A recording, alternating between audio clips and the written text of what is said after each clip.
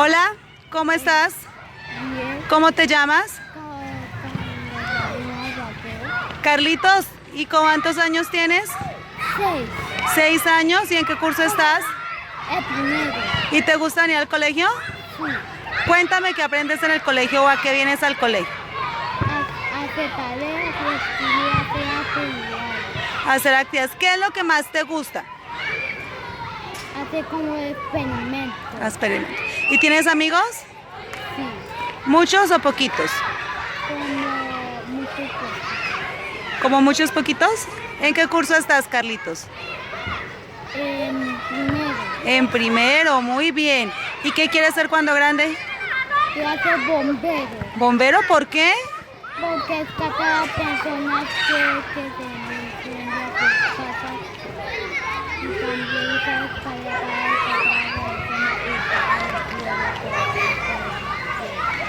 Carlitos, ¿y qué te iba a decir? ¿Tienes hermanitos? yo tengo una hermanita y mi tía ya casi va a tener un bebé. De verdad, uy, qué chévere, Carlitos. Bueno, gracias. Buenas tardes, mi nombre es Joana Jimena Parra Garzón, soy licenciada en Educación Preescolar con especialización en docencia universitaria. Actualmente me desempeño como docente de primaria en la institución educativa técnica Catumaria en el municipio de Villavicencio Meta. Para iniciar los retos que tenemos como docentes es importante partir de la concepción que nosotros tenemos frente al concepto de discapacidad, retomando algunos aspectos del texto Hegemonía de la Normalidad, en donde nos hablan acerca de la poca información o incapacidad del docente de realizar prácticas pedagógicas que permitan una verdadera inclusión educativa. Tanto así que buscamos, o las instituciones educativas nos miden con unas pruebas estandarizadas, ya sean esas pruebas a nivel nacional o a nivel internacional.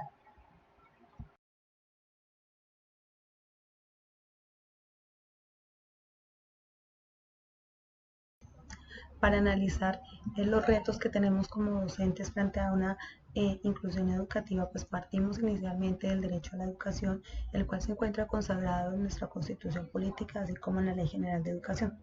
También se toman a partes del texto contenidos y vigencia del derecho a la educación, en donde nos muestra cómo las políticas educativas en este aspecto no han sido las mejores, puesto que los niveles de analfabetismo de las personas que tienen alguna condición de discapacidad son bastante altos.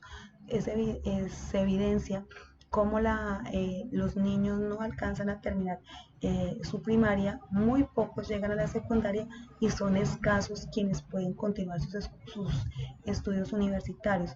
Entonces vemos cómo estas políticas no han sido las mejores para que haya una continuidad y poder mejorar los niveles de analfabetismo. Este nivel de analfabetismo va de la mano junto con la inserción en el mundo laboral.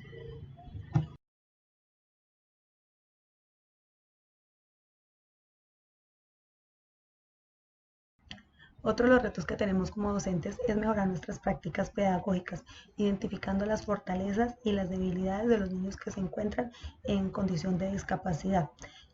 Asimismo, tener en cuenta el modelo rehabilitador, puesto que el diagnóstico que nos puede dar un profesional especializado también nos brinda a nosotros las herramientas para poder realizar los ajustes necesarios, los ajustes tanto individuales como los ajustes en los planes de mejoramiento institucionales. Entonces es importante ir de la mano. Allí vemos como en el decreto 1421 también nos habla acerca de una capacitación docente frente a las diferentes necesidades que podamos nosotros abordar en el aula, pero vemos cómo estas capacitaciones se quedan cortas, puesto que no llegan a todas las partes de nuestro país, por lo menos no llegan a los municipios ni a las veredas. Entonces nosotros como docentes debemos buscar las herramientas necesarias para realizar ese tipo de ajustes, muchas veces sin contar con un diagnóstico asertivo.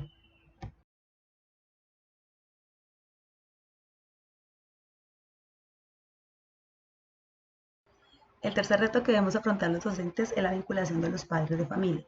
El decreto 1421 nos habla de realizar dentro de las escuelas de padres jornadas de concientización sobre las personas que se encuentran en condición de discapacidad.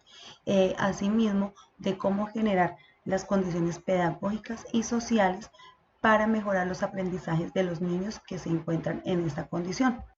En la institución donde laboro, esta vinculación la hace directamente el psicoorientador, es la persona encargada de realizar ese seguimiento continuo y esa vinculación por parte de la familia. Entonces vemos cómo los padres de familia constantemente llevan sus valoraciones, ya sea por parte de psicología, por terapia ocupacional, por terapia física o terapia de lenguaje. Y es allí donde se hace una articulación entre la escuela y la familia, puesto que en ocasiones nos dan recomendaciones de cómo direccionar un poco el trabajo en el aula, con la finalidad de mejorar obviamente el aprendizaje de los niños que se encuentran en condición de discapacidad. Los retos que tenemos como docentes son muy grandes. En mi caso personal, pues me invitan a realizar una reflexión, una revisión sistemática del decreto 1421, puesto que veo que ese nos da unos parámetros muy claros y precisos para realizar una inclusión educativa de forma satisfactoria. Pero la realidad educativa es otra. La realidad a la que nos enfrentamos los docentes día a día es una realidad en donde las instituciones educativas normalmente no cuentan con recursos ni físicos ni económicos, tampoco con personal de apoyo, ni mucho menos con aulas especializadas o espacios en donde podamos realizar una inclusión educativa de forma satisfactoria.